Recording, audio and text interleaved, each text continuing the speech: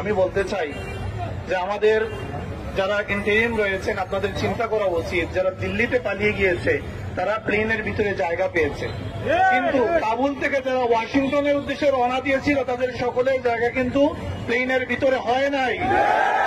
প্লেনের ডানায় করে পালানোর চেষ্টা করেছে, প্লেন থেকে ছিটকে পড়েছে। আপনারা যে প্রজেক্ট হাতে নিয়েছেন এটা দিল্লির দালালির চেয়ে ভয়ঙ্কর হবে পরিণতি। থেকে পিছিয়ে আসুন। আপনারা কখনো মানবিক করিডোরের কথা বলেন, আমাদের চিরাং বন্দরকে আপনারা লিজ দেওয়ার কথা বলছেন। এখন যখন জাতিসংঘের এই মানবাধিকার কার্যালয় স্থাপনের প্রসঙ্গ আপনারা নিয়ে এসেছেন এবং আপনারা চুক্তি করে ফেলেছেন, তখন আমাদের বুঝতে আর দেরি নাই আপনারা ওয়াশিংটনের দালালিতেই লিপ্ত আছেন। আপনারা সাবধান হয়ে যান। আমি বাংলাদেশের ইন্টারিম গভর্নমেন্টের উদ্দেশ্যে বলছি, আপনারা এই চুক্তি বাতিল করতেই হবে। জাতিসংঘের এই মানবাধিকার কার্যালয় উচ্ছেদ করতেই হবে।